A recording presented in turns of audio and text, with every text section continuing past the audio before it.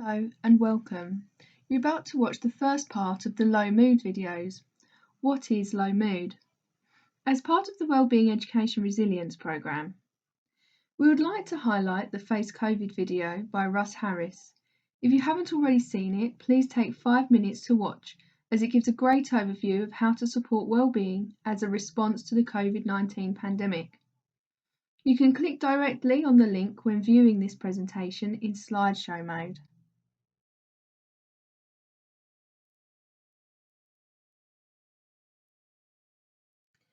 This video will be looking at what is low mood.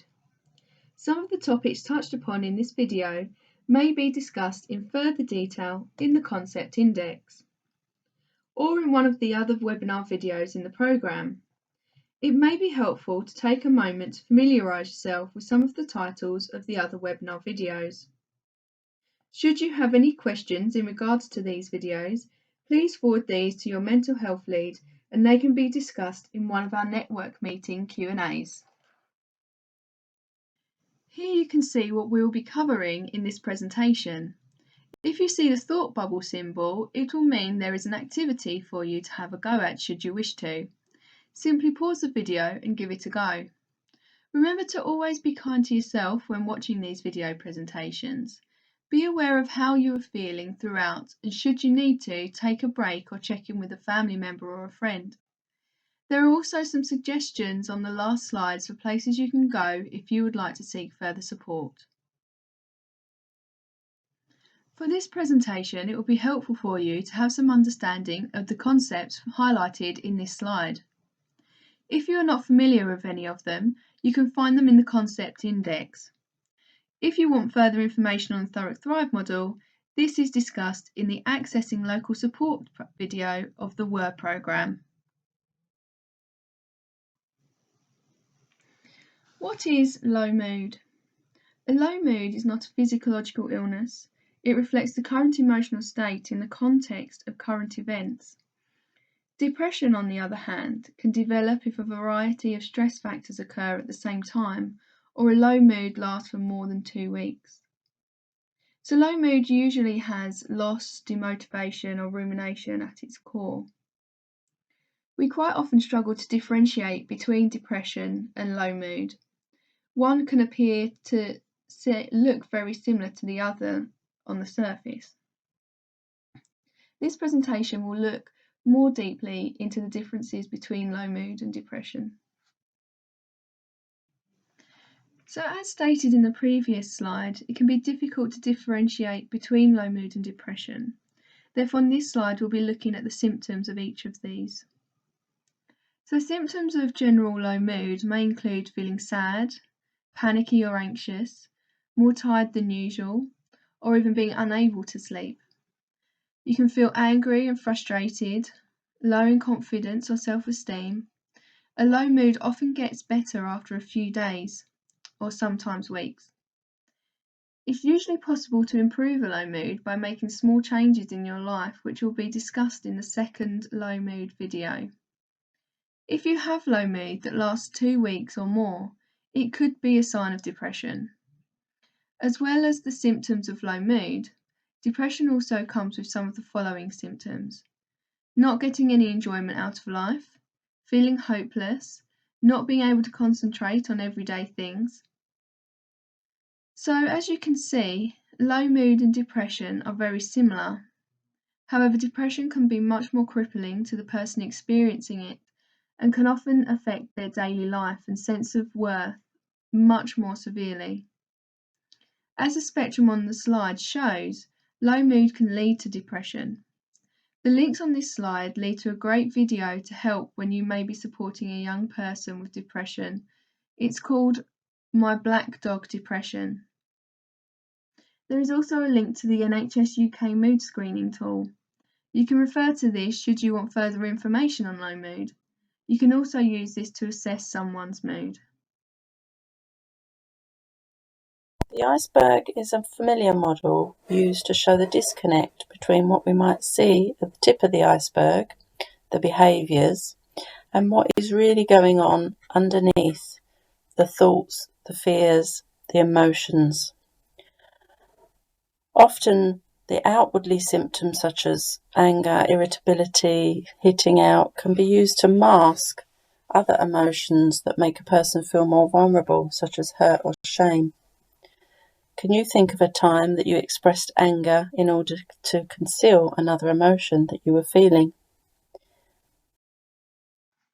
The low mood and depression cognitive behavioural therapy cycle looks at how thoughts, physical feelings, emotions, and behaviours interlink and affect each other.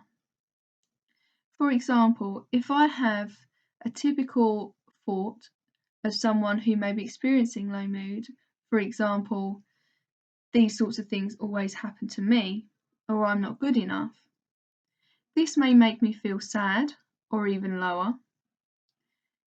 It could make me think, you know what, I'll give up, and in which case that will affect our behaviours. We may not attempt the thing that we might try attempting had we had more positive thoughts about it. And through not attempting it, it may make us feel worse about ourselves. It may make us feel disappointed. The different sorts of physical feelings that we have with being disappointed with ourselves, we may cry, we may feel deflated, we may become very tired and demotivated. And then this may again emphasize our thoughts of being useless. So as you can see, all of these things are very much connected. Here are some of the physical presentations of low mood. The symptoms of low mood start out the same as just feeling generally low, but they get worse or last longer than they should. Feel free to pause the video here to take a look through these. If you or you recognise someone else feel some of these symptoms for longer than 2 weeks, that may mean that some support might be helpful to consider what's going on for you or for that person. Some people may feel certain sensations from this list and others may not, and it's normal to feel these ways on the odd day or occasion due to certain events or situations, but be mindful of things that you find enjoyable as well and try to do more of those things too if you do start to recognise this. And connecting with people and sharing how you're feeling and encouraging others to do this as well can really help to boost your mood. So just be self-aware of this. So here are some of the different emotional experiences of low mood that you may recognise within yourself or in other people. Feel free to pause the video here to have a read through these. Some of the cognitive symptoms we might see with low mood will consist of different thoughts, like some of the ones that you can see on the screen. So this will include ruminating about these different thoughts as well. So that means that we might be dwelling on the difficulties or repeatedly thinking about certain things from our past and being preoccupied with these thoughts and not being able to get them out of our mind as easily as we could maybe when we're feeling a bit better. So some of the thoughts we might see are feeling like you're so alone, telling yourself that you're a failure, that everything's your fault, you're worthless and no good, and thinking that things might not always work out for you as well. So as we can see, the more we get stuck in this cycle of thinking this way, the more this would contribute to our low mood as well. When you're looking out for people who may be experiencing low mood, you may be looking for the following behaviours. They may become quiet and withdrawn. They become irritable with temper flares. They may alternate between withdrawn and irritable. They may look tired. They may keep away from friends and stay by themselves. They may have poor attendance. There may be deterioration in self-care. And they may even experience self-harm or suicidal thoughts. Be aware of any children, staff, or parents or carers showing too many of these problems for too long with too wide an impact, because that's when they may need to seek further support and may be experiencing more depression than low mood. So what is self-esteem? Self-esteem is how we view ourselves, how we compare ourselves to others, and how we view ourselves in the world. and looking at our self-worth and our real deep beliefs in our worth and how we relate to others and how others see us. So it's our belief of how others see us also. And how does that relate to low mood? So if we see ourselves in a positive light and we deeply believe that we're just as worthy as others, and we feel that we fit in the world, and we feel that others see us in a positive way, we're much less likely to experience low mood. However, on the opposite side, if we feel that we're not worthy, that others see us in a negative light, and we don't fit anywhere, and compared to other people, we're useless and no good, we're much more likely to experience low mood. And not just low mood, this can lead on to many other mental health difficulties, especially in later life. So it's really important to work on our self-esteem from an early age in childhood. Here we have some more examples of ways in which we might explain what self-esteem is. Feel free to pause the video and take a look at them. Serotonin is the key hormone that stabilizes our mood and increases feelings of well-being and happiness. This hormone impacts your entire body. It enables brain cells and other nervous system cells to communicate with each other. Serotonin also helps with sleeping, eating, and digestion. Research has shown that high levels of serotonin in the brain are linked to elevated mood, whereas low levels of serotonin are linked to symptoms of depression and low mood. Natural ways to boost serotonin in the brain are through meditation, ensuring you're getting enough fresh air and sunlight, exercise, and a healthy diet, which includes foods with higher levels of amino acids such as eggs, spinach, and salmon. There are many ways to support those with low mood, and we've listed some of them here for you to look at. We will be going into more detail on these in session 2. When you're working with young people or staff who are experiencing low mood, it's really important to take the following things into consideration, because this may affect how you need to support them. So, for example, if they have a special educational need or disability, for example, somebody with ASD or autism, they may need things explained in a different way. They may need images rather than words. And you may need to tap into their special interests. Culture is really important to be aware of the fact that some cultures see mental health, depression, or low mood as a very negative thing, and they don't like to acknowledge it. So it's really important to be mindful when you're talking to families, to be aware of their culture and their beliefs and their values. And stigma.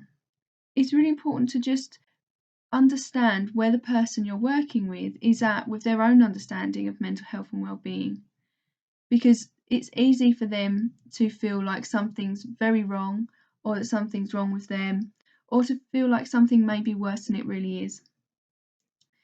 So again, when working with people, be sure to investigate, to be mindful, and to really get a full understanding of their world. Low mood can sometimes be linked with children and young people behaving in ways that we might view as worrying or unsafe, such as self-harm or suicidal thoughts and behaviours. Things we must consider as a school are how to understand and minimise the risk of self-harm or suicidal thoughts and behaviours, ensuring that all school staff are supported in talking about tricky subjects, that everybody within school is aware of the procedures for sharing concerns, that everybody is also aware about where to seek support outside of school within the community, and that resources are made available for the whole school in order to do all of the above.